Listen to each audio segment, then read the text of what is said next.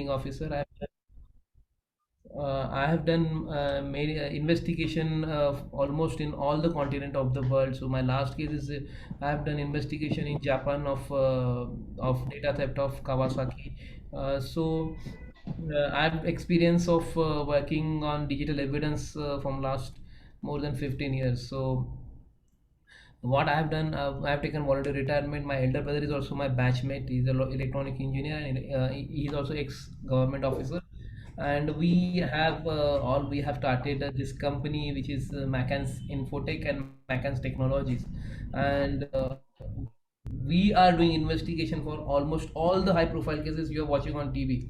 So we are doing this Augusta Westland. We are doing Cox and Kings. We are doing Sushant Singh Rajput. We are doing this DC Dilip Chabaria case and many other cases which I can't mention because the investigation is still in process. So one thing is common, which is digital evidence, and right now I am talking to all the law students, and law students are very well aware of that. In each crime digital evidence is involved. I'm not talking only about the cyber crime. I'm talking about each and every crime. It can be murder, it can be rape, can be conspiracy.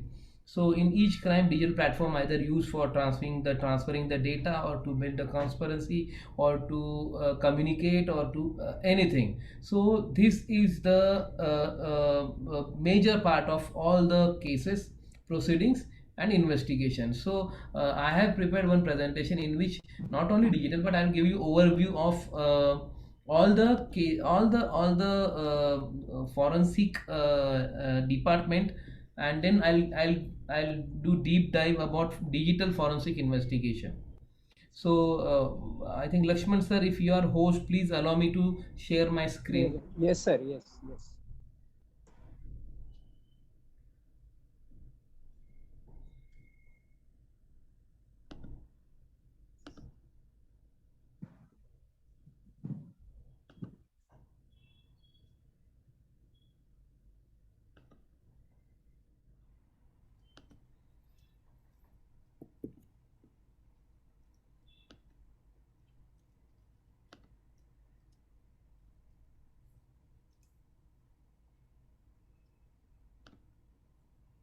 I'm not able to share the screen. Host disabled participants screen sharing. So can host give me authentication to share my screen, please? Yes, sir.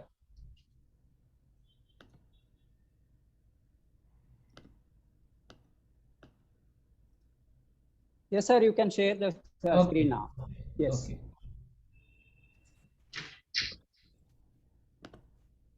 So my presentation is visible. Yes, sir. It is visible. Yes, sir. So basically, presentation forensic lab and digital forensic investigation. So what is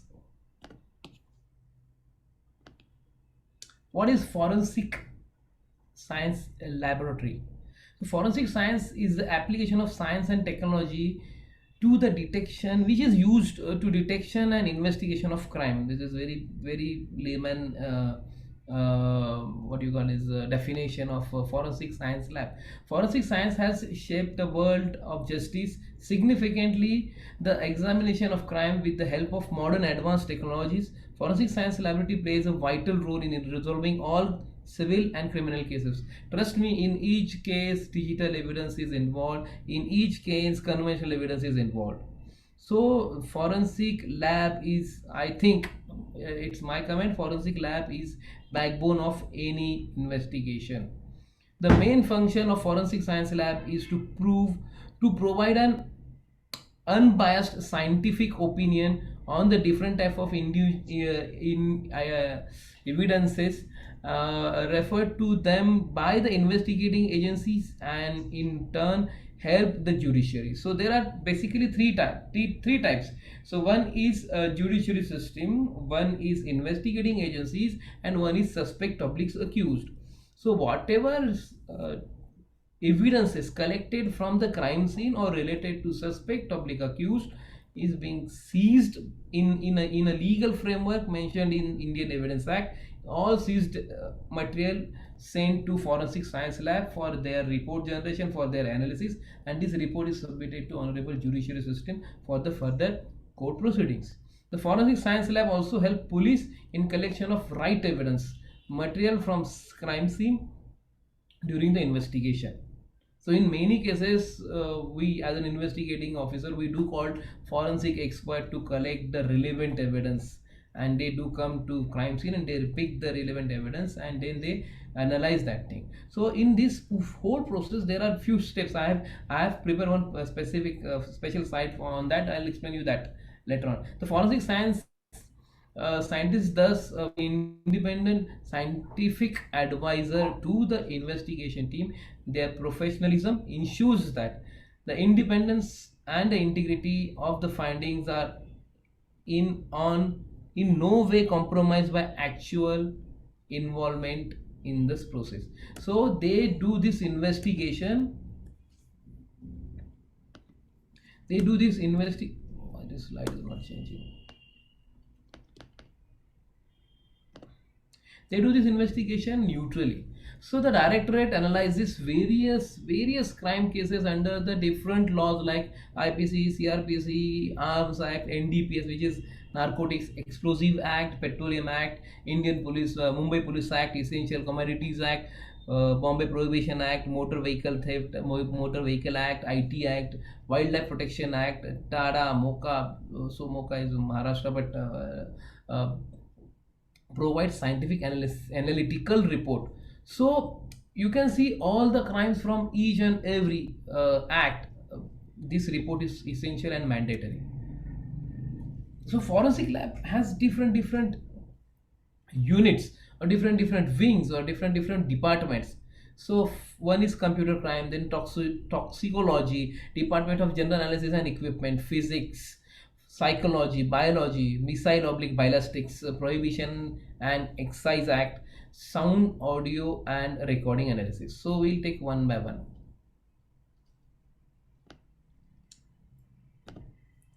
Department of Toxicology.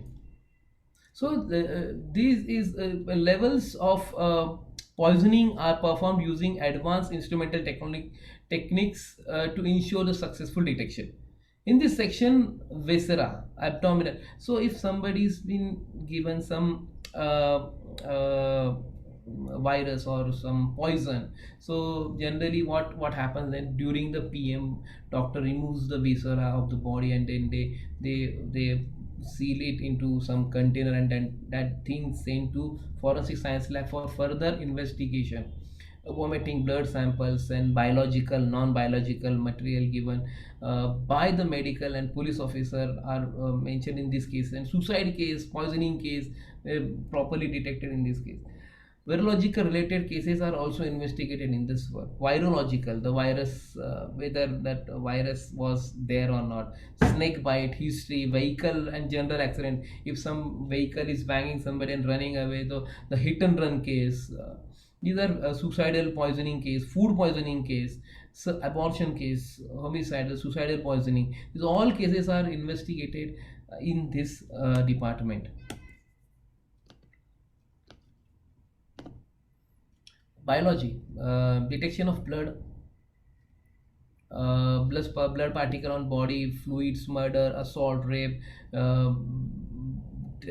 the paternity cases, special types of the blood grouping, other biological evidence such as hair, tissue, vegetable material, wood, etc. So biology, it has different sub departments also. Biology, serology, hematology, the forensic botany, DNA DNA forensic entomology.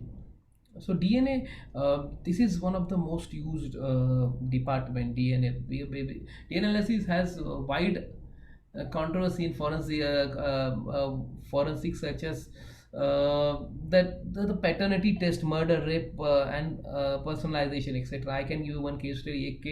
एक incidence ये हुआ था कि Mumbai central से एक IT में काम करने वाली लड़की को एक व्हीकल आई, उसमें उसके कुछ फ्रेंड्स बैठे थे, उस व्हीकल में वो बैठ गई, वो सीसीटीवी फुटेज मिल गया. नाउ उस लड़की वो लड़की वहाँ से मिसिंग हो गई. जो लड़के थे उन्होंने बताया था कि ये मुंबई सेंट्रल स्टेशन पे उतर गई थी जहाँ पे सीसीटीवी था नहीं। इसके जो सीसीटीवी फुटेजेस थे वो लिए गए रूट के और वो इन्वेस्टिगेशन के लिए टेप डिपार्टमेंट फॉरेंसिक लैब के वहाँ भेजे गए और वो एनालिसिस चालू हुआ। पुलिस को शक था कि ये बच्चों ने जो उनके साथ कलीग्स थे उन्होंने ही मारा है, तो व्हीकल का फिर से सर्च किया गया। उसमें उनको कुछ ब्लड स्टेन्स मिले। जो ब्लड स्टेन्स मिले वो ब्लड स्टेन्स फिर से सैंपल लेके फॉरेंसिक लैब भेजे गए। जो डेड बॉडी थी उसके डीएनए निकाला, उससे ब्लड सैंपल से डीएनए निकाला। ये ब्लड सैंपल्स मैच किए गए और पता चला कि इस व्हीकल में उस लड़की का ब्लड स्टेन्स मिले, यानी उस पर कुछ अटैक हुआ था। जो फॉरेंसिक टेप डिपार्टमेंट है उन्होंने बताया था कि फर्स्ट सीट, तो ड्राइवर के बाजू की जो फर्स्ट सीट है वहाँ पे हमें कुछ ऑब्जेक्ट दिखा है, यानी वो कोई व्यक्ति था लेकिन वो नीचे दबा हुआ था, यानी वो वहाँ पे कोई प्रेजेंस दिख रहा था लेकिन क्लियर नहीं था कि कौन है। और जो इमेज इन्हांस करके चेक किया गया तो पता चला कि लंबे बाल थे, तो ये पॉसिबिलिटी है कि ये कोई लड़की हो सकती है, लेकिन she was not sitting in proper position. और उस पर जब पुलिस ने ये इन्फो मिलने के बाद प्रॉपर इन्वेस्टिगेट किया, इंट्रोगेट किया, तो उन्होंने कंफर्म किया कि वो जो दोस्त थे उन्होंने वो लड़की को मारा था। ड्राइवर सीट के बाजू में वो लड़की बैठी थी, उसके पीछे जो लड़का बैठा था उसने रस्सी से उस लड़की का गला घोटा था। लेकिन दिस इज़ हाउ, यहाँ पे आई विटनेस भी नहीं है, जहाँ पे बहुत कॉम्प्लिकेटेड चीज़ें हैं वहाँ पे फॉरेंसिक लैब है, वहाँ पे आपको कंक्लूजन मिलता है, प्रॉपर न्यूट्रल एविडेंस मिलते हैं जहाँ पे केस स्टैंड होता है। General analysis and instrumental department, chemical analysis होता है, जैसे पेट्रोलियम प्रोडक्ट्स हो गया, सीमेंट हो गया, एक्सप्लोजिव, पोस्ट एक्सप्लोजन, जैसे कहीं पे भी एक्सप्लोजन होता है तो वहाँ पे पोस्ट ब्लास्ट इन्वेस्टिगेशन होता है, तो इसमें कौन सा केमिकल यूज़ किया गया, इसमें कौन से चीज़ यूज़ किए गई, वो इन्वेस्टिगेट करने के लिए वो यहाँ से जो फॉरेंसिक ऑफिसर है वहाँ सैंपल उठाता है, उसमें होता है hazardous drugs, brown sugar, NDPS के जो एक्ट होते हैं, कोकेन, मरिंजुना, एलएसडी, ये जो है ये इस डिपार्टमेंट में स्टडी किया जाता है। कैनबिस है कि नहीं वो इन्वेस्टिगेट किया जाता है। रिसेंटली हमने एक केस किया था जहाँ पे नॉर्मल जो टोबैको है उसके अंदर कैनबिस का जो ऑयल है, सीबीडी ऑयल, वो इन्फ्यूज किया गया था, यानी प्राइमा फेसी दिखने के लिए वो टोबैको दिख रही है, लेकिन जब उसका फॉरेंसिक इन्वेस्टिगेशन किया गया तो पता चला कि इसमें सीबीडी ऑयल का परसेंटेज था। यानी this is the scientific examination of any object to justify whether this any criminal activity has been conducted और नॉट। इंडस्ट्रियल केमिकल्स भी हो गए, जैसे बहुत बार एक्सप्लोजन के बाद जो रिमेनिंग्स मिलते हैं उसमें कोई फैक्ट्री का एक्सप्लोजन हो गया तो एक्चुअली वहाँ पे कौन सा केमिकल अलाउ था, कौन सा केमिकल का प्रेजेंसेस वहाँ मिले, ये सब चीज़ें यहाँ पे इजीली इन्वेस्टिगेट हो सकती है और वो रिपोर्ट जनरेट करता है। ये रिपोर्ट कोर्ट में स्टैंड होता है क्योंकि ये इन्वेस्टिगेट करने के लिए कोई भी फॉरेंसिक डिपार्टमेंट का कोई भी प्रोसीजर है वो करने के लिए वहाँ पे 2-3 चीज़ें, एक तो टूल्स, फॉरेंसिक टूल्स हो गया, फिर एक्सपर्टीज हो गया और प्रोसीजर हो गया, ये तीनों चीज़ें वहाँ पे रिगरसली फॉलो की जाती है। और जो चौथी चीज़ होती है वो सर्टिफिकेशन, रिपोर्ट जनरेशन, वो गवर्नमेंट के फॉर्म में यानी प्रोसीजर फॉर्म में दिया जाता है, तो वो कोर्ट में स्टैंड होता है। प्रोहिबिशन डिपार्टमेंट, यानी this is for this drink and drive case. एक केस हुआ था महाराष्ट्र के किसी इंटीरियर पार्ट में जहाँ पे बहुत लोगों ने कुछ देशी शराब पी ली थी और वो कुछ अंधे हो गए थे, कुछ मर गए थे, तो उसका इन्वेस्टिगेशन के लिए वो सैंपल लिया गया। उस अल्कोहल में कितना परसेंटेज उस जो बनाई गई थी वाइन दारू, उसमें कितना परसेंटेज अल्कोहल का परसेंटेज कितना था वो निकाला गया, और जो अल्कोहल परसेंटेज ज़्यादा था इसलिए कुछ ब्लाइंड हो गए, कुछ मर गए, वो उस पर रिपोर्ट जनरेट हुआ। बहुत बार जब पुलिस कार्रवाई करती है कि ड्रिंक एंड ड्राइव की, तब जब ब्लड सैंपल लिए जाते हैं तो वो यहाँ सबमिट किए जाते हैं और यहाँ पे जो रिपोर्ट निकलता है वो कोर्ट में स्टैंड होता है। Missile department oblique biologic department, ये बहुत ही इंपॉर्टेंट, सब डिपार्टमेंट इंपॉर्टेंट है लेकिन ये भी बहुत इंपॉर्टेंट डिपार्टमेंट है क्योंकि इसमें जो फायर आर्म्स है उससे जो ऑब्जेक्ट फायर होते हैं, जो सेकेंडरी प्रोजेक्टाइल या प्रोजेक्टाइल्स हैं, यानी जो राउंड्स हिट होती है। अभी कोई भी वेपन अगर कोई राउंड फायर करता है तो जो उसका एम्प्टी शेल है, यानी जो एक हम जिसको खाली केस बाहर उड़ता है वेपन से, एक तो राउंड प्रोजेक्टाइल आगे चला जाता है और पीछे का जो भाग है वो जो बाहर निकलता है, क्राइम सीन पे जब हम उनको जमा करते हैं तो उस पर ना 5 तरह के यूनिक मार्क होते हैं। हर वेपन उस एम्प्टी शेल पे एक यूनिक मार्क करता है। तो अगर हमें कुछ इन्वेस्टिगेट करना है, तो फॉर एग्जांपल अगर किसी क्राइम सीन पे किसी की हत्या हुई है जहाँ पे हमें 4 एम्प्टी शेल्स मिले हैं, तो वो एम्प्टी शेल्स जमा किए जाते हैं और वो फॉरेंसिक लैब भेजे जाते हैं, जहाँ पे एक जो फॉरेंसिक एक्सपर्ट है जो 5 यूनिक मार्क्स वो आइडेंटिफाई करके रखता है। अभी ड्यूरिंग इन्वेस्टिगेशन कोई सस्पेक्ट मिल गया, अक्यूज्ड मिल गया, या फिर वो जो वेपन यूज़ हुआ है क्राइम के लिए वो वेपन सीज किया गया, वो वेपन भेजा जाता है फिर से फॉरेंसिक लैब में। तो वहाँ पे कंट्रोल इन्वायरमेंट में वहाँ का जो साइंटिफिक ऑफिसर है फिर से वो राउंड फायर करता है, और एम्प्टी शेल जो बाहर मिलती है वो एम्प्टी शेल पे जो 5 मार्क है और जो क्राइम सीन पे जो मिला है उस पर जो मार्क है वो टैली करके रिपोर्ट जनरेट करता है कि ये शेल, ये राउंड इस वेपन से निकली है। यहाँ पे मेरा आपको एक क्वेश्चन है, क्या कोई फॉरेंसिक डिपार्टमेंट ऐसा है जो बता सकता है कितने बजे राउंड फायर हुई? नो। एग्जैक्ट टाइमिंग नहीं बता सकते हैं सर। एग्जैक्ट टाइम यानी कोई forensic department unless and until वहाँ पे visual and audio source gathering का कुछ डिवाइस नहीं हो, तो on this empty shell nobody, no science can claim कि ये राउंड इतने बजे फायर हुआ था। सर यही डिपार्टमेंट में बुलेट प्रूफ जैकेट की भी टेस्ट की जाती है। For example central forensic science lab है चंडीगढ़ का, जो बेसमेंट है उसके अंदर एक कंप्लीट बायोलॉजिस्टिक डिपार्टमेंट बना है, जहाँ पे जितने भी सीपीओज एंड स्टेट पुलिस यानी सेंट्रल पैरा मिलिट्री फोर्स और स्टेट पुलिस के bullet proof jacket, bullet proof helmet purchase किए जाते हैं, उनको टेस्ट किया जाता है। टेस्ट करने की लेकिन कुछ स्टैंडर्ड फॉलो करने हैं, तो NIJ स्टैंडर्ड है, अब you can Google it, NIJ standard 010.04, 0101.06, in standard को मद्देनजर रखते हुए कंट्रोल इन्वायरमेंट में साइंटिफिक टेस्ट किया जाता है। और अगर बुलेट प्रूफ जैकेट पास है यानी उसमें राउंड पेनिट्रेट होने की भी ज़रूरत नहीं है। एक तो चीज़ है कि राउंड पेनिट्रेट होना, और एक चीज़ है कि राउंड पेनिट्रेट ना करते हुए एक ट्रॉमा मिलना आपको, यानी अगर राउंड पेनिट्रेट हुई तो अंदर घुस जाएगी, अगर पेनिट्रेट नहीं हुई तो यहाँ हिट हो रही तो यहाँ पे कुछ ट्रॉमा होगा, तो बॉडी को, इंडियन बॉडी को 25 mm तक ट्रॉमा वो ले सकता है, उससे ज़्यादा ही जाएगा तो बॉडी बेहोश, वो आदमी बेहोश हो जाएगा। तो ये सब चीज़ें इस डिपार्टमेंट में टेस्ट की जाती है। फिजिक्स डिपार्टमेंट यहाँ पे oils, soil, paint, glass, metal, tool marks, rooms, murder में, व्हीकल एक्सीडेंट, इसमें जो चीज़ यूज़ हुई है वो टेस्ट की जाती है। Psychology department again this is ये this are more known department, क्योंकि इसका बहुत बार न्यूज़ में सुनाई देते हैं ये सब डिपार्टमेंट। फॉर एग्जाम्पल साइकोलॉजिकल, अगर आपने सुना होगा पॉलीग्राफ टेस्ट, या साइकोलॉजिकल प्रूफिंग टेस्ट, या ब्रेन इलेक्ट्रॉनिक ऑस्किलोस्कोपी यानी BOS टेस्ट। सो ये सब टेस्ट इस डिपार्टमेंट में किए जाते हैं। इनके पास कुछ साइंटिफिक टूल्स हैं, इनके पास प्रोसीजर है, और उसके साथ एक क्वेश्चन दी जाती है जो अक्यूज्ड को पूछा जाता है, और उस पर जो रिएक्शंस मिलते हैं, जो पॉलीग्राफ टेस्ट होता है, जो रिपोर्ट मिलता है, उस पर ये प्रोबेबिलिटी बताते हैं कि ये ऐसा हो सकता है या ऐसा नहीं हो सकता। Tape and authentication and speaker identification test, this is one of the most used department in any forensic science lab.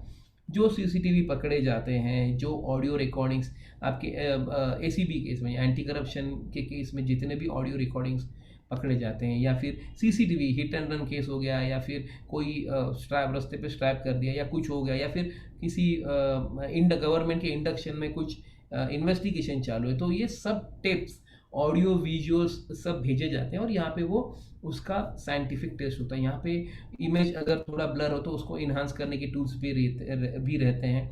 यहाँ पे ऑडियो एनालिसिस भी किया जाता है, यानी फॉर एग्जांपल गवर्नमेंट ने कोई कॉल इंटरसेप्ट किया है लीगल इंटरसेप्शन पे, तो वो अक्यूज का ही आवाज़ है क्या, उसके लिए फिर जो अक्यूज है उसके सैंपल्स लिए जाते हैं, जो कन्वर्सेशन हुआ है उसमें से वर्ड उस लेटर में, उस स्क्रिप्ट में डाले जाते हैं, वो अक्यूज पब्लिक सस्पेक्ट वो पढ़ेगा, उसका साउंड रिकॉर्ड किया जाएगा, और वो यहाँ पे साउंड टेस्ट करके वो बताया जाता है, साउंड मैचिंग करके कि ये कैसे हुआ। ये तो this is tape authentication, speaker dip, ये बहुत one of the most used department है। डिजिटल फॉरेंसिक, साइबर फॉरेंसिक्स, ये अभी यूज होने वाला सबसे ज़्यादा और सबसे ज़्यादा डिपेंडेंसी जिस फॉरेंसिक यूनिट पे है, और बैड लकीली सबसे ज़्यादा पेंडेंसी गवर्नमेंट लैब में जिसकी है वो इसी डिपार्टमेंट की है। इस डिपार्टमेंट को मैं डीप डाइव करके आपको बताऊंगा हर यूनिट में हर ऑब्जेक्ट का क्या क्या क्या होता है, because this is most used, most discussed, this is the because देखिए किसी भी केस में डिजिटल एविडेंस इन्वॉल्व है, आइदर अक्यूज्ड और विक्टिम किसी के पास भी मोबाइल हो सकता है, सोशल मीडिया अकाउंट हो सकता है, सीसीटीवी फुटेजेस हो सकते हैं, ऑडियो रिकॉर्डिंग्स हो सकती है, उनके कॉल डिटेल रिकॉर्ड्स हो सकते हैं, उनकी लोकेशंस हो सकते हैं। ये सब चीज़ें अगर किसी को इन्वेस्टिगेट करके आइडेंटिफाई करके अगर कोर्ट में प्रेजेंट करनी है तो this is the unit.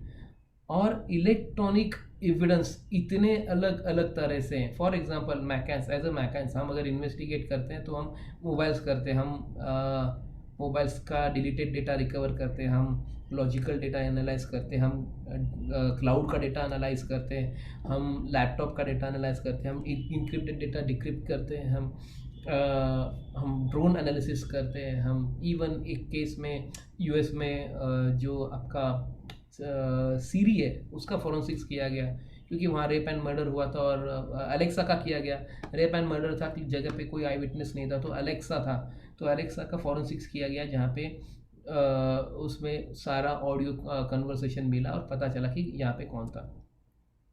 So basically अभी डिजिटल फॉरेंसिक साइबर फॉरेंसिक्स का डिटेलिंग हम जब करेंगे तो उसमें मैं basic digital evidences, search seizure procedure, basic of mobile forensic, data recovery, case studies and tracking और केस ईमेल्स वगैरह क्या होते हैं वो बताऊंगा।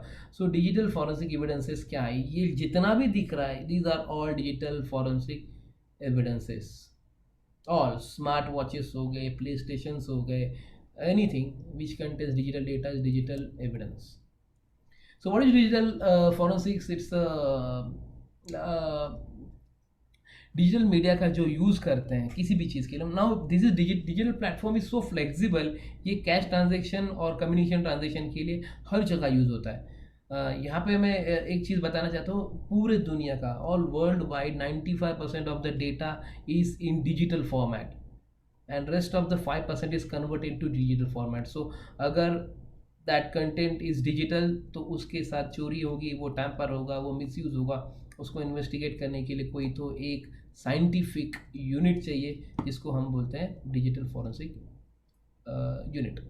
क्राइम रिलेटेड टू कंप्यूटर और cyber are into two categories, digital media as a tool और digital media itself as a target. So digital media as a tool यानी if I am threatening somebody via email or WhatsApp or message कि मैं तुमको ये करूँगा वो करूँगा, so I have used digital media as a tool.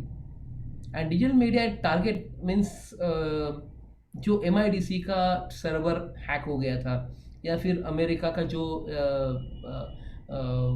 Fuel का pipeline वो हैक हो गया था, या फिर किसी बैंक का सर्वर हैक होके उस पर कैश ट्रांजेक्शन हो जाते हैं। तो दीज आर टू थिंग्स कि as a tool and as a target. So digital media कोई भी जगह पे हो तो उसका इन्वेस्टिगेट करने के लिए ये यूनिट काम आता है। इन डिजिटल फॉरेंसिक्स जहाँ पे होता है वहाँ से हम ये सब पूरा डेटा उठाते हैं, तो उसमें हम जब इन्वेस्टिगेट करते हैं we check what, who, when, where, why and how. Digital types of digital forensics, computer hard drives, storage forensics, mobile forensics, internal evidence forensics, internet evidence forensics, email forensics, audio video image network, social media forensics। Website, अभी crimes क्या क्या होता है, अभी website spoofing देखिए, ICICIbank.com से mail आता है कि आपका जो अकाउंट डिटेल से आप हमें शेयर कीजिए और हम आपको वापस इंफॉर्मेशन देंगे क्योंकि आपका KYC करना पड़ रहा है। लेकिन आप जब पूरा डिटेल्स देते हो तो आपको पता चलता है it was not ICICI, it was ICICI1 bank. So it is also crime कि आपको फंसाया गया है, आपसे पूरा डेटा लिया और आपके पैसे चले गए। Document forgery, fake currency, identity theft यानी सोशल मीडिया प्लेटफॉर्म पे मैं आपके नाम से आपका जो यूज़र ID पासवर्ड है वो लेके मैं एक्सेस करूँ और कुछ भी करूँ, it is identity theft. Cyber bullying जो बहुत अभी बच्चों के ऑनलाइन लर्निंग के टाइम पे हम देख रहे हैं, जहाँ पे साइबर प्लेटफॉर्म यूज़ हो रहा है किसी को टीज करने के लिए, किसी को तकलीफ देने के लिए, किसी को चिढ़ाने के लिए। तो this is cyber bullying. Email related fraud, multiple email related fraud. आपको फ्रॉड ईमेल आएंगे या फिर ईमेल आएगा विद द अननोन अटैचमेंट, आप अटैचमेंट डाउनलोड करोगे आपका सिस्टम बग हो जाएगा। आपको मेल आएगी जिसमें आपको मिसगाइड किया जाएगा कि हमारा पेमेंट यहाँ नहीं यहाँ करो, और आप वहाँ कर दोगे। वेबसाइट डिफेमेंट, वेबसाइट हैक करके उसमें कुछ डालना, online gambling, hacking, cyber terrorism, using cyber as cyber platform for spreading terrorism, radicalization, denial of service attack, software piracy, pornography, credit debit card fraud, phishing, website jacking. So these and many, ये तो हमने बहुत कम बताए, इससे कम से कम 200 गुना ज़्यादा अलग अलग तरह से साइबर क्राइम्स हो रहे हैं। सो मैंने जो शुरुआत में बोला था, फॉरेंसिक्स की जो स्टेप्स हैं वो इस तरह से हैं।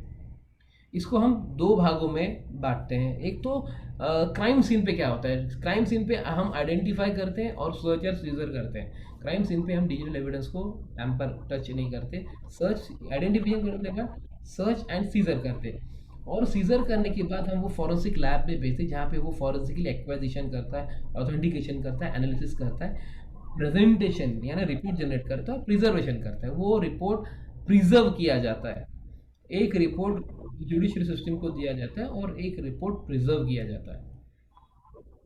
अभी हम आइडेंटिफिकेशन यानी क्या है, तो किसी भी क्राइम सीन पे जाने के बाद first of all that IO identify the digital evidences, क्या क्या है। Digital data can be share और स्टोर्ड और anywhere in any of this devices. Hard disk हो गया, कंप्यूटर हो गया, पोर्टेबल हार्ड डिस्क हो गए, सीडीज हो गया, फ्लॉपीज हो गए। अभी भी कुछ पुराने व्यापारी है जो गोल्ड या फिर डायमंड का व्यापार करते हैं, उनके पास अभी भी फ्लॉपी ड्राइव्स है।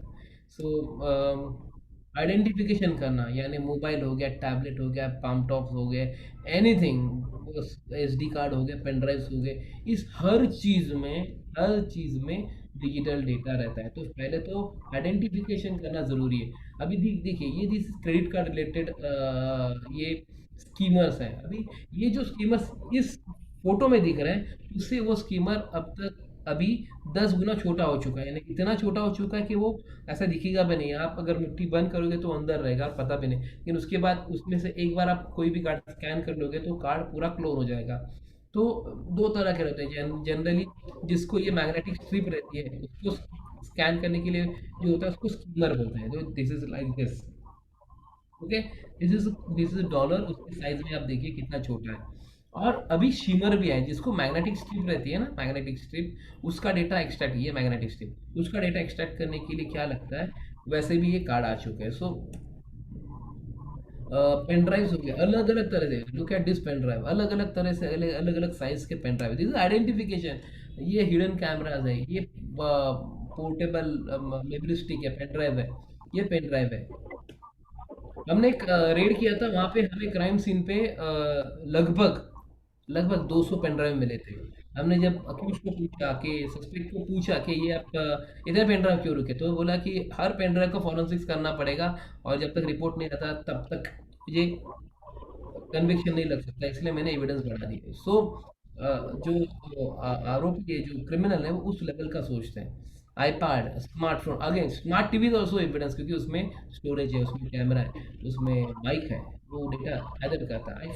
आईफोन का एक केस स्टडी बताता हूँ आपको कि कनाडा में एक केस हुआ था जहाँ पे एक लड़की को पिक करके रेप करके रास्ते में फेंक दिया था। तो लड़की बच गई थी बेस्ड ऑन हर स्टेटमेंट की, उसने बताया था कि मुझे यहाँ से उठाया और लगभग इस टाइम मेरा फ़ोन भी बाहर फेंक दिया था। तो ये फ़ोन बाहर फेंक दिया था, ये इन्वेस्टिगेट करने के लिए जब आईफोन का फॉरेंसिक्स किया तब पता चला कि जब आईफोन का हम फॉरेंसिक्स करते हैं उसमें टेम्परेचर भी मिलता है। सो एक तो था लोकेशन और दूसरा था टेम्परेचर। तो गाड़ी के अंदर एसी चालू था तो टेम्परेचर कम था, जब बाहर फेंका गया तो टेम्परेचर इमीडिएटली चेंज हो गया। तो लोकेशन और टेम्परेचर, ये दोनों चीज़ें जब चेक तो स्टेटमेंट सही पाया गया। सो इस तरह से इन्वेस्टिगेट होता है। अभी स्टोरेज साइज भी कम होने लगा है। आप देखिए कि पहले हार्ड डिस्क कितना था, इतना बड़ा हार्ड डिस्क 80 GB का आता था, अभी 2 TB का हार्ड डिस्क उससे छोटा आ गया। मेमोरी कार्ड पहले कितने छोटे थे, अभी पहले कितने बड़े थे, वो छोटे हो गए लेकिन स्टोरेज बढ़ गया। नेटवर्क मीडिया, हम जब ऑनलाइन जो क्राइम्स है उसके जब इन्वेस्टिगेट करने के लिए जाते हैं तब नेटवर्क मीडिया बहुत रहता है, यानी वहाँ पे जो कंप्यूटर है वो कंप्यूटर एंड पॉइंट है या वो सर्वर है या प्रोसेसर है, डेटा सर्वर है, वो आइडेंटिफाई करके उसको सीज करना पड़ता है। जब हम पुलिस को ट्रेनिंग देते हैं, मेरा मतलब सब पुलिस साइबर पुलिस स्टेशन को हम ट्रेनिंग दे रहे हैं, तो मेरा एक बेसिक क्वेश्चन उनको यही रहता है कि क्राइम सीन पे जाने के बाद अगर आपको कोई एक कंप्यूटर चालू दिख रहा है तो आप क्या करोगे? आप उसको शट डाउन करोगे, आप उसको बंद करोगे, क्या करोगे? तो आइडियली आंसर शुड बी कि मैं उसको प्लग से निकालूंगा, क्योंकि मेरा जो हेड है उस पे मेरा जो क्लस्टर है मेमोरी, उस पे जो हेड घूम रहा है वो हेड जहाँ पे हो वहाँ पे गिरना चाहिए। वो अगर पार्किंग में जा रहा है तो इट इज़ प्रॉब्लम, क्योंकि कुछ ऐसे भी सॉफ्टवेयर मैं बना सकता हूँ कि उसमें मैं ऐसा प्रोग्राम करूँ कि अगर मैं शट डाउन कमेंट दूँ तो तुम सब डेटा वाइप आउट कर देना, फॉरेंसिकली डिलीट कर देना और वहाँ लैंड हो जाना।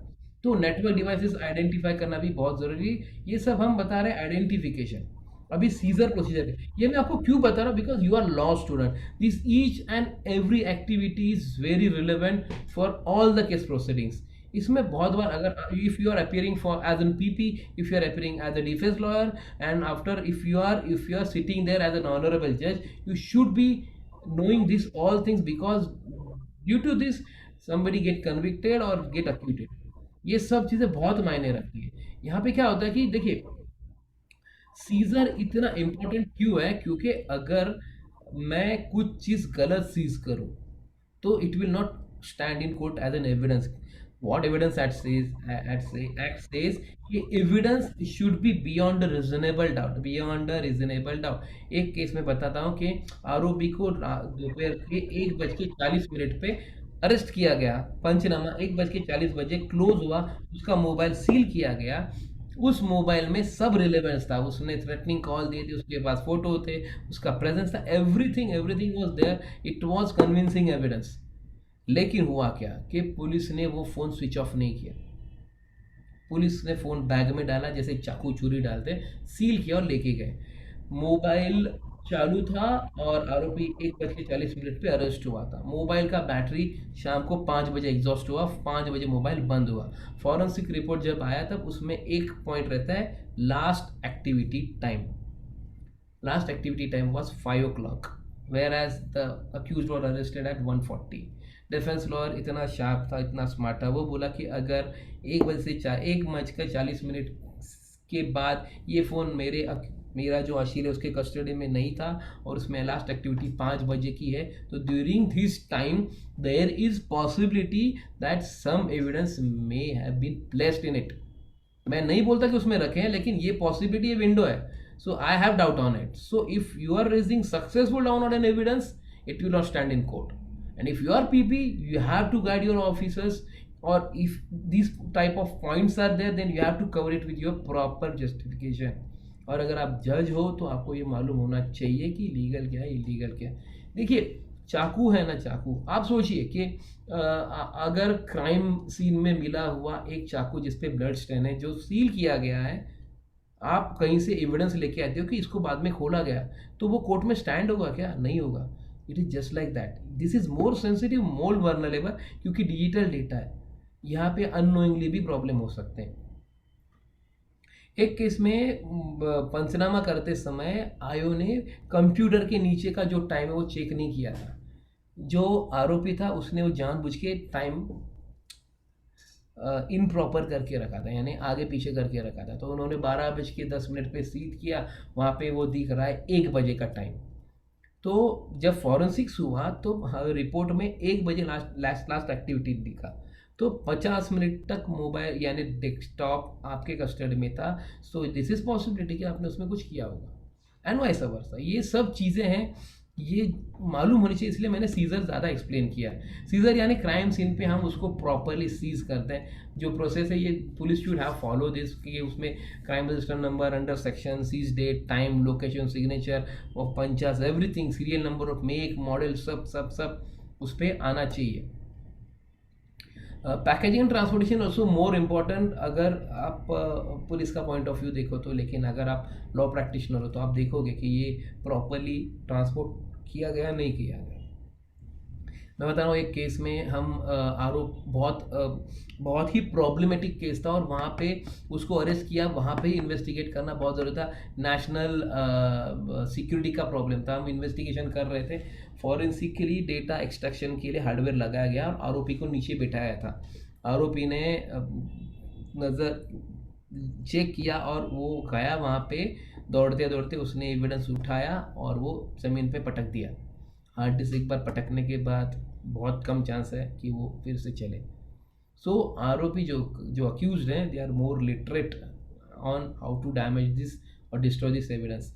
जितने भी ये नक्सलवादी मारे जाते हैं तो वो मरते समय 4-5 गोली लगी फिर भी वो लैपटॉप तोड़ के ही मरेंगे। Same applied with the terrorist इन कश्मीर। वो डिजिटल एविडेंस रखते नहीं, वो किसी पत्थर पे, किसी पेड़ पे उसको जोर से पटकेंगे और फिर वो मरेंगे। So this is very complicated and very very very important. बहुत बार ये देखा गया है कि from police point of view कि वो सीज करके लेके आते हैं प्लास्टिक की थैली में और उसको मेटल के कबर्ड में रखते हैं। सो अगर वो जो स्टोरेज है जिसको हम मैग्नेटिक स्टोरेज बोलते हैं, वो अगर हम किसी मेटल के साथ में रखेंगे तो वो प्रॉब्लम हो सकता है। तो ये सब चीज़ें उन्होंने रखनी है। सीसीटीवी भी बहुत ही इंपॉर्टेंट है। बहुत बार this is very very important point, आप ध्यान रखिए। सीसीटीवी फुटेज जो भी सीसीटीवी फुटेज प्रेजेंट किया जाता है, it should be extracted from the source, और if it is extracted from the source proper certification is required. क्योंकि सीसीटीवी जो फोटोज़ रहते हैं, वीडियोज़ रहते हैं, यहाँ पे मॉर्फिंग हो सकता है, तो वो उसका सोर्स जस्टिफाई होना चाहिए, या फिर सोर्स से एक्सट्रैक्ट किए तो उसका सर्टिफिकेशन होना चाहिए, 65B होना चाहिए। ये सब चीज़ें बहुत इंपॉर्टेंट है। Acquisition, now this is part of forensic lab. What is acquisition? Acquisition यानी उस ओरिजिनल एविडेंस का forensic image banana bit by bit. यानी अगर 500 GB का हार्ड डिस्क है तो उसका 500 GB का इमेज बनेगा। ब्लैंक बिट है तो ब्लैंक रहेगा, रिटर्न बिट है तो रिटर्न बिट। इसका जो हैश वैल्यू है वही उसका hash value is unique identity of that evidence. तो ये इसका मतलब है कि उस एविडेंस का फॉरेंसिक इमेज बनाना, उसका फॉरेंसिक रिप्लिका बनाना। क्योंकि ओरिजिनल एविडेंस को आप टैंपर नहीं कर सकते फॉर फर्दर एनालिसिस, उसको सील करना पड़ता है राइट प्रोटेक्ट करके। तो उसमें जो डेटा है वो एनालाइज करने के लिए उसका फॉरेंसिक इमेज बनाना बहुत ज़रूरी है, जिसको हम एक्विजिशन बोलते हैं। एक्विजिशन करने के लिए बहुत सारे टूल्स हैं, डिस टू फाइल, एनकेस हो गया, सोलो हो गया, टैब्लू हो गया, रॉयसर हो गया, लॉजिक्यूब हो गया, FTK हो गया।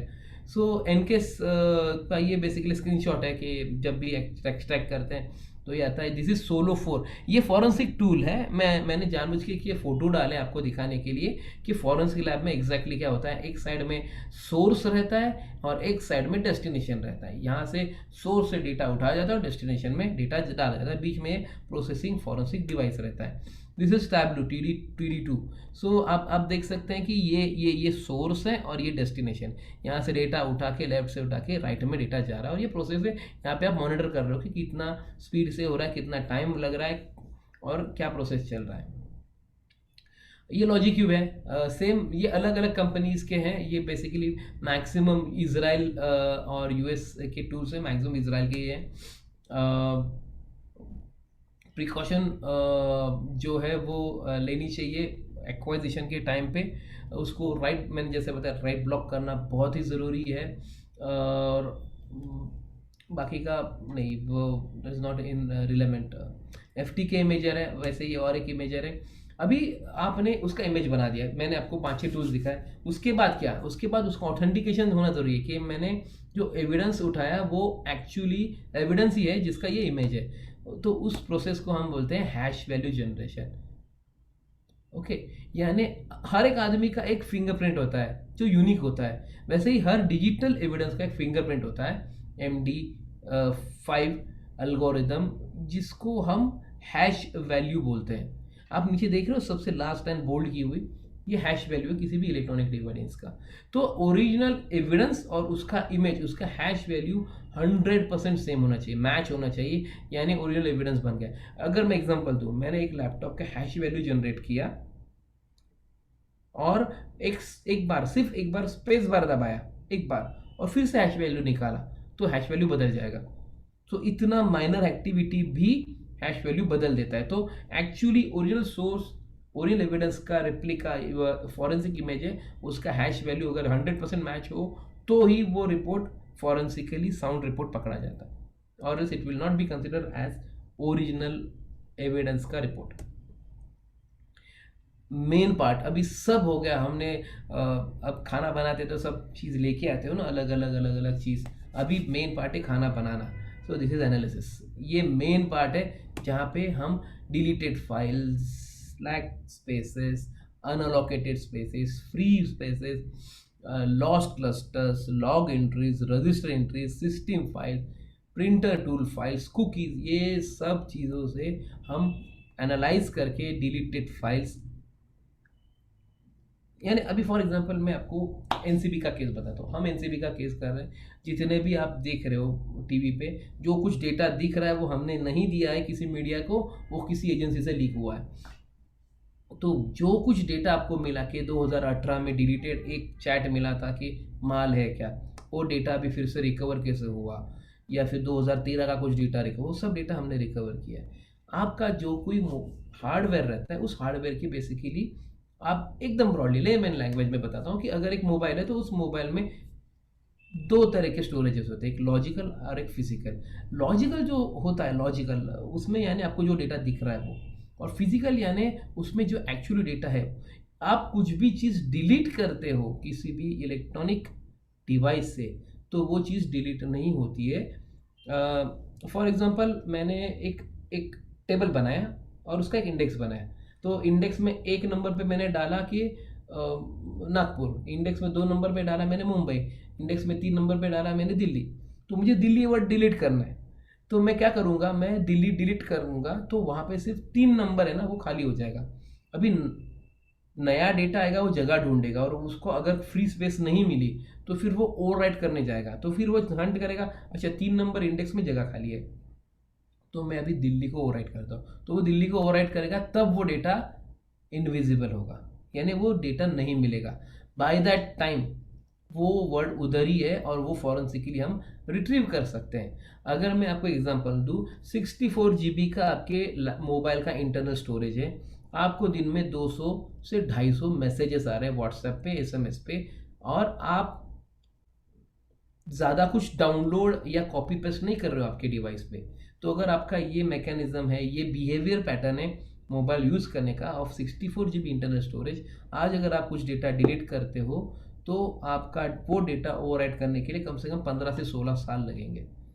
ये ऐसा रहा तो, क्योंकि डेटा बहुत ही छोटे साइज में रहता है, कंप्रेस रहता है, तो वो डेटा कम जगह एक्वायर करता है। तो डिलीटेड डेटा हम निकालते हैं, over return, partially over return data निकालते हैं। एक केस में मैं आपका नाम नहीं ले सकता, लेकिन एक केस में एक नगर सेवक था, उसका हत्या हुआ था और उसको जलाया गया था। तो जो अक्यूज था उसके स्टेटमेंट में था कि वो वहाँ पे था ही नहीं। अभी पुलिस ने एज यूजुअल वहाँ पे जो नियरेस्ट पेट्रोल पंप था वहाँ का CCTV फुटेज लेट एक्वायर किया, तो उसमें से डेटा ओवरराइट हो गया। अभी डेटा जब रिकवर किया गया तो वहाँ पे over return data, partially over return data भी निकला। पार्शियली ओवर रिटर्न डेटा में सिर्फ एक फ्रेम मिली जहाँ पे वो गैलन लेके खड़ा है सस्पेक्ट। तो इट वॉज कन्विंसिंग कि अरे तू तो स्टेटमेंट में बोल रहा है तू था ही नहीं, वैसे तू ड्राइवर नहीं है, तू गैलन लेके यहाँ कर क्या रहा है, और फिर फर्दर पुलिस इंट्रोगेशन में उसने एग्री कर दिया। So basically this is how this digital forensic investigation works. इसमें सबसे मेन पार्ट है कि कीवर्ड सर्च, किसी भी केस से related day wise, date wise, व्यक्ति wise, object wise, file wise आप पूरा डेटा उसमें कीवर्ड डाल के ढूंढ सकते हो। फॉर एग्जांपल हम जब किसी मोबाइल को एक्सट्रैक्ट करते हैं तब हम उसमें डालते हैं वीड, वीड, या फिर मरिंजोना, फिर या फिर डूब, ये जो नाम है जो जो बहुत यूज़ किए जाते हैं drugs pedalling, drugs consuming, drugs के बारे में बात करते समय, तो उससे related emails, WhatsApp messages, Telegram, ये सब डेटा आना चालू हो जाता है और हमें मिलता है कि ओके ये इन लोगों के साथ इन्होंने कम्युनिकेशन किया था ये वर्ड यूज़ करके, डेट वाइज, लोकेशन वाइज, ये सब डेटा निकालना और वो प्रेजेंट करना यानी एनालिसिस हो गया।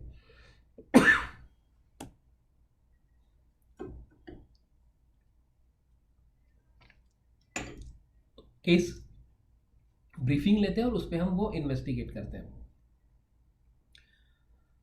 ऑथरशिप एनालिसिस, ऑथरशिप एनालिसिस कहाँ आता है? जहाँ पे इंटेलेक्चुअल प्रॉपर्टी है, यानी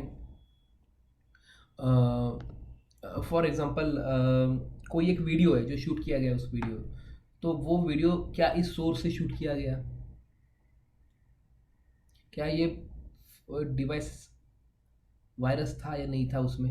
अभी एक बहुत मोस्ट रिनाउंड केस हुआ था महाराष्ट्र में, यू मस्ट बी नोइंग, अगर आप लॉ स्टूडेंट हो तो आपको मालूम होगा कि एक बहुत बड़ा दंगल हुआ था और वो दंगल में जो दंगा हुआ था उसमें जो मेन सस्पेक्ट था उसके लैपटॉप का एनालिसिस किया गया और जिसमें पता चला कि ईमेल्स पे कुछ ऐसे अटैचमेंट भेजे गए जिससे रेडिकलाइजेशन फैला। Okay, this was report generated by one government lab.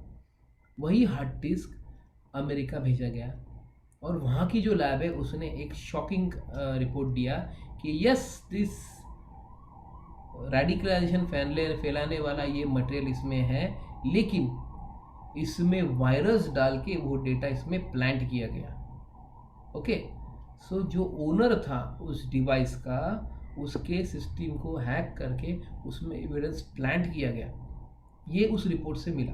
सो ये जो चीज़ें बहुत कॉम्प्लिकेटेड है, लेकिन दिस आर, इससे केस का रिजल्ट किसी भी बाजू जा सकता है। तो ये बहुत डिटेल एनालिसिस करना बहुत ही ज़रूरी है। इसको हम अननोन एग्जीक्यूटेबल्स बोलते हैं, इसको वायरस बोलते हैं। उसको इन्वेस्टिगेट करने के अलग अलग तरीके हैं, जैसे एक वर्चुअल सैंडबॉक्स बना दिया। फॉर एग्जांपल कि कोई machine, laptop, desktop, mobile hack है, बहुत लोग हमारे पास है, मेरा मशीन हैक है तो मेरा मोबाइल हैक हो चुका है, मुझे कोई मॉनिटर कर रहा है, मेरा सुन रहा है, मेरा ये हो रहा है, तो हम उसमें से जो एप्लीकेशन है, उसमें सिस्टम फाइल्स है, उसको निकाल के एक वर्चुअल सैंडबॉक्स बनाया, उसके अंदर उसको एनालाइज करते हैं और चेक करते हैं कि एग्जैक्टली होता क्या है। ये इमेज एनालिसिस है। तो इमेज एनालिसिस करते समय हम Meta data of original evidence and उसका ये दोनों चीज़ों को एनालाइज करके, इसका एक साइंटिफिक प्रोसेस है विद फॉरेंसिक टूल्स, और वो रिपोर्ट जनरेट किया जाता है। नेटवर्क एनालिसिस भी बहुत इंपॉर्टेंट है। आपके घर, आप जो कोई वाईफाई है, उस वाईफाई के साथ ये मोबाइल का आईपी बाउंडिंग था क्या। एक केस में एलिगेशन था कि ये आदमी इस टाइम पे घर के बाहर गार्डन में कुछ कर रहा था और उसके हाथ में फ़ोन था और वो कुछ बोल रहा था और उस पर क्लेम था कि उसने उसी टाइम पे कुछ क्राइम किया। सो जब उसके घर के वाईफाई का एनालिसिस किया गया तब पता चला कि that time his phone was connected to that Wi-Fi. now Wi-Fi का रेंज कितना है? Wi-Fi का रेंज हार्डली 100 मीटर पकड़ो, 100 मीटर नहीं, सॉरी 100 मीटर बहुत हो गया 10 या 20 मीटर पकड़ो, लेकिन ये गार्डन लगभग 600 मीटर दूर था, 600 मीटर तक तो ये कनेक्ट हो नहीं सकता। सो उस टाइम पे ये आदमी इस वाईफाई के रेंज में था, तो जो क्लेम कर रहा है कंप्लेनेंट वो शायद सही नहीं है। तो ऐसी बहुत सारी चीज़ें, इसको किसने कनेक्ट करके, बहुत बार देखिए एक पालघर में एक केस हुआ था जहाँ पे किसी को पकड़ा गया था for uploading something on Facebook, तो नहीं, सेंडिंग अ मेल। तो जब वो आईपी एनालिसिस करके उनको पकड़ा गया तो बाद में ऐसे पता चला कि उनका वाईफाई राउटर हैक हुआ था और किसी दूसरे ने ये किया था। तो ये सब चीज़ें हैं ना, ये सब केस में बहुत मायने लगती है। Mobile forensic analysis is one of the main backbone pillar of any case, you can take any case, हर केस का बैकबोन है मोबाइल फॉरेंसिक एनालिसिस। ये सेम साइज है, अलग अलग साइज के, ये उसके IMEI नंबर है, उसका MC नंबर है। अभी फॉरेंसिक टूल्स के लिए बहुत सारे मोबाइल फॉरेंसिक्स के लिए बहुत सारे टूल होते हैं। सो यूनिवर्सल मेमोरी एक्सचेंजर हो गया, यूफेड हो गया, यूफेड टच हो गया, XRYM, ऑक्सीजन फॉरेंसिक्स, पैरापेन, इनकेस, सेलटेक। ये टूल मैं जानबूझ के दिखा रहा हूँ कि बेसिकली दिखते कैसे हैं। So this is UME, this is UFED Touch, one of the most efficient and most used tool we are also using this is Israeli Cellebrite company है, उसका ये टूल है और बहुत ही इफिशिएंट और बहुत ही अच्छा टूल है। हर एक, ये राइट में देख रहे हैं वो सब डेटा केबल्स है और ये वो टूल है जिससे हम ये काम करते हैं। ये पूरा पूरा किट में, this is XRY, this is बिट बल्कि, this is also efficient. Oxygen Forensic हमने इसको बहुत यूज़ किया है। I am not branding any tool, these are tools, but whatever combination we are using I must tell it to you, because Oxygen Forensic से हमने जो कुछ data cloud पे था, now everything is connected to cloud, every data is synced to cloud. So and many of the applications, they are not asking your permission, they are not taking your permission, they are operating everything on cloud. तो वो सब data हमने oxygen Forensic से निकाला। तो this is also very good tool. ये भी एक अच्छा टूल है, एनालिसिस टूल, एनकेसी भी अच्छा है। ये सीसीटीवी फुटेज का टूल है, सीसीटीवी फुटेज एनालिसिस का टूल है। प्रेजेंटेशन स्टेप्स, इसमें क्या होता है, देखिए डिटेल केस स्टडी, रिपोर्ट बनाना बहुत इंपॉर्टेंट है, क्योंकि ये रिपोर्ट आपके हाथ में आएगा। When you will be there in field as a lawyer, आपके हाथ में ये आएगा। मैंने जो बताया वो सब प्रोसेस था, लेकिन आपके हाथ में अंत में ये रिपोर्ट आएगा। तो इसमें क्या क्या चीज़ें होनी चाहिए, इसमें दिखा है कि वो CR number, police station, acts कौन से डाले, फिर डिटेल एग्जिबिट्स क्या था, डिटेल फाइंडिंग्स क्या थे। बहुत बार तो पुलिस ही एग्जिबिट भेजते कि इसमें ये मिला क्या, तो दे दो, ओके, तो वो मिला है तो है, नहीं तो है नहीं। क्वेश्चनर क्या था, उसके आंसर्स क्या मिले, ये सब आपके हाथ में आएगा। उसके बाद पूरा फॉरेंसिक डंप भी देना मैंडेटरी, कि वो पूरा फॉरेंसिक डंप भी आपको देंगे फॉर योर फर्दर एनालिसिस। इस फाइंडिंग डेटा ऑडियो में क्या मिला या नहीं मिला, मैच हुआ या नहीं हुआ।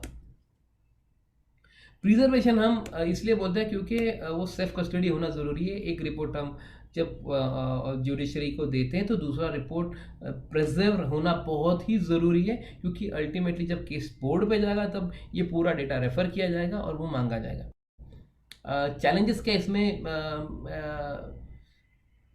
हैंडलिंग के जो इनप्रॉपर तरीके हैं ना, वो प्रॉब्लम है। Again this is from the seizure side. मैंने आपको बताया था कि जब डेटा मिलता है, एविडेंस मिलता है, तो प्रॉपर उठाया जाए तो कन्विक्शन रेट बढ़ जाए। OS अपडेट्स होते रहते हैं, सिक्योरिटी पैच, क्योंकि अब देखिए एक मोबाइल में अगर फॉरेंसिक एक्सट्रैक्ट करना है तो जो फॉरेंसिक टूल बनाने वाली कंपनी है वो एक सिक्योरिटी पैच इशू करती है, उसके बाद ही वो फ़ोन में फिजिकली एक्सेस कर सकता हूँ। यहाँ पे मैं बताना चाहता हूँ कि हम अगर ये सब प्रॉब्लम भी हो तो as a mechanist we have develop one few skills, जिसमें हम मोबाइल का मेमोरी चिप निकालते हैं और उसको छोटे छोटे केबल्स कनेक्ट करके उससे डेटा एक्सट्रैक्ट करके फिर उसको डिकोड करते हैं। This is forensically sound procedure. Multiple storage location, कुछ डेटा यहाँ पे, कुछ क्लाउड पे, कुछ उनके ओवरसीज सर्वर पे, तो उसको एक्सट्रैक्ट करने में तकलीफ होती है। Damaged hard drives is also one of the biggest problem.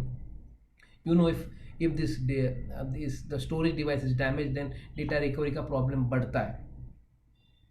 And too many cases in government lab, मैंने बताया ना कि स्टेट लैब में या सेंट्रल लैब में इतने केसेस पेंडिंग है कि हर एक each investigation take its own time, लेकिन डे बाय डे एविडेंस बढ़ रहे।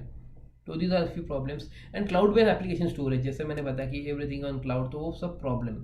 नो मैकेन्स, मैंने इतना सब बताया था। अभी हम क्या करते हैं मैं आपको बताता हूँ। We are appointed by many central agencies as well as state investigating agencies for detailed investigation. So our role is detailed forensic investigation of that case. So उसके related जितने भी डिजिटल एविडेंस है उसका हम सीजर से लेके report generate करने तक सब चीज़ करते हैं। इसके लगने वाले टूल्स, उसके लगने वाले SOPs, उसके लिए लगने वाले एक्सपर्ट्स, सब हमारे पास। अभी हम ये कर रहे हैं तो हमने आइडेंटिफाई किया कि ये इसके लिए हम हर जगह नहीं जा सकते, तो इसका बहुत बड़ा गैप है। तो हमने इसके कोर्सेज डिज़ाइन किए और वो हम कोर्सेज प्रमोट करते हैं। अभी फॉर एग्जांपल लॉ स्टूडेंट्स, अभी लॉ स्टूडेंट को ये जानना बहुत ज़रूरी है कि डिजिटल एविडेंस क्या है, वो कैसे हैंडल होता है, उसमें क्या डूज एंड डोंट्स है, क्योंकि अल्टीमेटली यही चीज़ें जो उनको एज अ प्रैक्टिशनर मदद करेगी। तो उसके लिए हमने कोर्सेज बनाए। हम प्राइवेट कंपनीज हैं, बहुत सारी कंपनीज हैं जो हमसे ये कोर्सेज ले रही है। इन्वेस्टिगेशन कोर्सेज, जो इन्वेस्टिगेटिंग ऑफिसर्स है, पुलिस ऑफिसर्स है, सेंट्रल इन्वेस्टिगेटिंग ऑफिसर्स है, उनके लिए हम कोर्सेज कंडक्ट कर रहे हैं। तो again we have design one course for law student and I definitely like to put in front of all the decision makers of DY Patil कि हम ये कोर्स आपके साथ भी आपके स्टूडेंट्स के लिए कर सकते हैं, क्योंकि we know the requirement from the field, we have design the course as per the requirement. It will not be a theoretical course, it will not be based on few guidelines. It will be a proper course for the law students which will help them in their career. हमारा कुछ चीज़ें हम cyber crime awareness के लिए बहुत सारे webinars कर रहे हैं, बहुत सारे इंस्टीट्यूट्स के साथ हमने ट्रेनिंग्स वेबिनार्स किए हैं. कुछ इन्वेस्टिगेशंस, कुछ एक जामतारा जो सीरीज़ आया था उस पर स्पेशल एपिसोड पिक्चराइज हुआ था हम पे, और वो हमने एक्सप्लेन करके दिया था.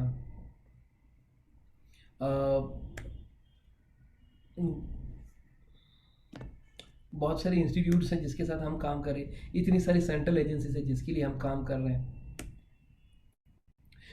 कुछ अवार्ड्स मिले हैं. इस साल का times man of the year मिला है. ऑलमोस्ट ऑल नेशनल न्यूज़पेपर पे कवर किया गया. द हिंदू में आ गया है, टाइम्स ऑफ इंडिया में आ गया है,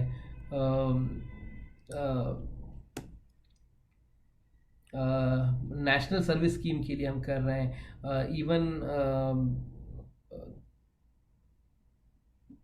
सेंट्रल गवर्नमेंट के लिए हम कर रहे हैं. गवर्नमेंट पुलिस के लिए कुछ कोर्सेज कर रहे हैं. कुछ पार्टनर्स हैं हमारे साथ, उनके लिए हम अच्छे प्रोजेक्ट्स कर रहे हैं. ये हमारे बेसिकली प्राइवेट और कुछ गवर्नमेंट क्लाइंट्स हैं. बहुत सारे हम यहाँ मेंशन नहीं कर सकते. हम बहुत सारी यूनिवर्सिटीज़ के लिए काम कर रहे हैं. सो क्योंकि NDA साइन है, लेकिन हम बता नहीं सकते. सो लगभग मैंने 1 घंटे में शायद कवर कर लिया है. 5 मिनट मैंने रखे थे for question and answer, and I definitely like to take that. So अगर आपके पास कुछ क्वेश्चंस हो तो I would love to answer, please.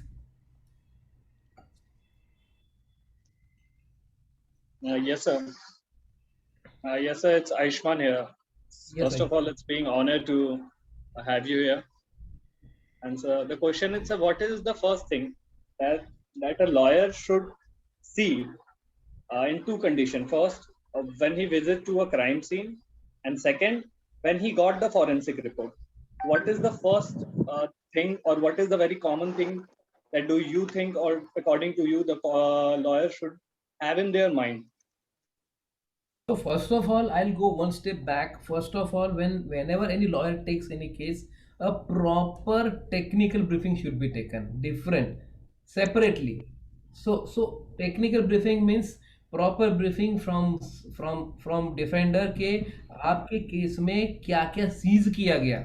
Okay, क्योंकि ये चीज़ें अननोन रहती है और वो लास्ट मोमेंट में स्ट्राइक करती है जब हम प्रोसीडिंग में जाते हैं. सो अगर कुछ सीज किया गया है, तो अगर वो सीज किया गया तो then a lawyer should be aware about the procedure, कि या ड्यू प्रोसीजर फॉलो की गई या नहीं की. अभी ये चीज़ें हैं वो आपके पास रखिए, जब प्रोसीडिंग में जाएगा तब यूज़ कीजिए. लेकिन यू शुड बी अवेयर कि अगर मोबाइल किया तो ये चीज़ें मुझे चेक करनी है. आपके पास जब रिपोर्ट आता है तो उस रिपोर्ट को आप प्रॉपरली चेक कीजिए कि टूल कौन सा था, इसके लिए कौन सा यूज़ हुआ है, प्रोसीजर क्या अपनाई गई है. उसमें एक रिपोर्ट आता है कि एक्सेस लॉग्स की. अभी मैं केस स्टडी बताता हूँ, शॉर्ट में केस स्टडी बताता हूँ कि धूलिया में रहने वाला एक आदमी मुंबई में एक कंपनी में वाइस प्रेसिडेंट था, और उस पर केस आया कि उसने कंपनी का डेटा लीक किया. उसने उसके लैपटॉप से कंपनी का डेटा लीक किया. अभी जो कंप्लेनेंट थे उसका कहना था कि हमारा जब मीटिंग हुआ था, जिसमें बोर्ड ऑफ डायरेक्टर के मीटिंग में हमें पता चला, जिस टाइम पे ये छुट्टी पे था, तब हमें पता चला कि ये आदमी डेटा चुराता है, और हमने कंप्लेंट की. डिफेंडेंट का स्टेटमेंट का था कि मैं जब धुलिया गांव में गया था तब मेरे अगेंस्ट कॉन्स्पिरेसी बिल्ड की गई. अभी उसका रिपोर्ट, उसका लैपटॉप फॉरेंसिक्स के लिए गया. 2 साल के बाद फॉरेंसिक का रिपोर्ट आया, उसमें पता चला कि उसके लैपटॉप से ही डेटा गया है. अभी इसमें एक बहुत ही इंपॉर्टेंट चीज़ थी कि इसमें एक लॉग बनता है जिसको हम बोलते हैं ऑन ऑफ लॉग. एक लैपटॉप खरीदने के बाद कितने बार चालू किया गया, उसके लॉग्स बनते हैं. तो वो पेज जब निकाला गया तब दोनों कंप्लेनेंट और जो सस्पेक्ट था, दोनों के स्टेटमेंट में ये था कि ड्यूरिंग दैट 7 डेज वो लैपटॉप उसके टेबल पे पड़ा था ऑफिस में. अभी उस लॉग्स में पता चला कि 7 दिन में वो लैपटॉप 3 बार खोला गया.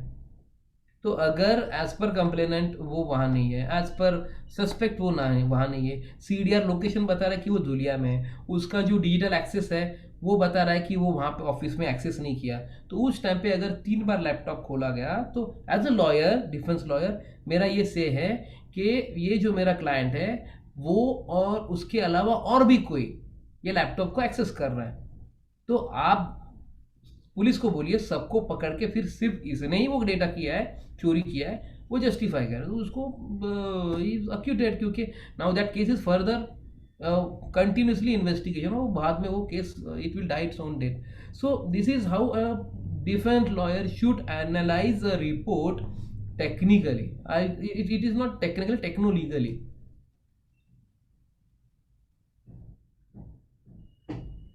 Yes, sir. Thank you, sir. Got it, sir. Sunita, you can proceed with the vote of thanks.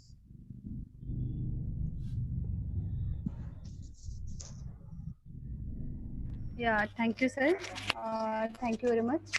Good afternoon, sir, and respected principal ma'am, Dr. Ujjwala Shinde, my colleague, and dear students, participants. It's my indeed privilege to express out of thanks.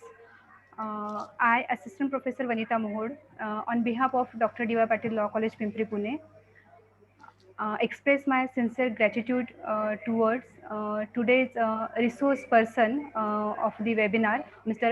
Makarand Wag sir, from Macans Technologies Private Limited, Digital Cybercrime Experts, Mumbai, for enlightening our students, participants, as well as for enlightening us, that is faculty members of the college, on the topic that is forensic laboratory and digital forensic investigation.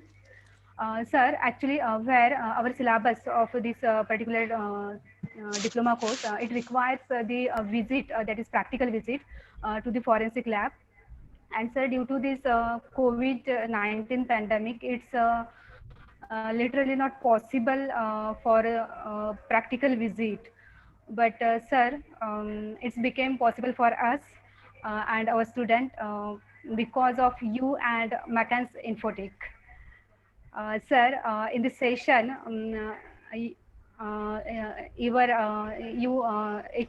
explain the details of the department of the forensic science, like various disciplines, that is computer crime, toxicology, then general analysis and instrument department, then missiles, psychology, digital cyber forensic, and many more various departments of the forensic science, and how it works. Sir, even you shows in your slides that instruments also. So sir, actually the visit is the virtual, but it seems like the practical visit to the forensic lab. Thank you, and special and big thank you once again, sir, for this session. And also thanks to the Macans Infotech. Yes. Thank you, sir. I, on behalf of, again, our college and management, expect your association in future too. Thank you, sir. I also express my sincere gratitude to the management of Dr. D.Y. Patil Unity Society for your support. I also express my sincere and special thanks to our principal ma'am, Dr. Ujjwala Shinde, uh, for her support and encouragement to organize this type of programs. Thank you, ma'am. I also express my sincere thanks to all my faculty members, my colleagues. And last but not least, I express my sincere thanks to all student participants. Thank you very much. Dear participants and distinguished faculty members of Dr. D.Y. Patil Law College, myself, this is Ravi Krishnan, and I'm heading the IT training division at McCann's. And I feel so delighted and humbled to offer my thanks to the management and staff of Dr. D.Y. Patil Law College. Indeed, it has been a very interesting seminar. I mean, I got to learn a lot of things. Faris छान गोष्ट सांगितलं मकरंद sir याने. And so certainly it has been a privilege to conduct today's live webinar on forensic laboratory and digital investigation for your esteemed organization, being the biggest and the most renowned group of educational institutions in the Pune region, affiliated to Savitribai Phule College. So on behalf of Teams McCanns, I pay my hearty gratitude to members of the organizing committee, supported by Principal of D.Y. Patil Law College, Dr. Ujjwala Shinde, Assistant Professor Dr. Lakshman Brahmavar, Assistant Professor Vanita Mahod, Assistant Professor Ajay Ramesh Karwale, and I thank them all for their support and because of whom this meeting was made possible, especially in these current and challenging times. And last but not the least, I would like to pay my heartfelt thanks to Mr. Makarand Wagh, our co-founder and director of McCann's Technology, as he being one of the renowned identity from industry. We have been fortunate to have him come and share with us an insightful information session, sir. Thank you, sir, once again. And thank you once again, everybody. Thank you so much, Ravi sir. Thank you so much. Thank you so much, Makarand sir. Thank you very much. Thank you. Hello, hi Makarand. Hi Makarand. Hi. Can you hear me? Makarand sir, he is Vijay Putram from BFS Global. Hi. Good evening, sir. Hi Makarand. Can you hear me? Are you there on the line? Yes, yes. I'm listening. Hello?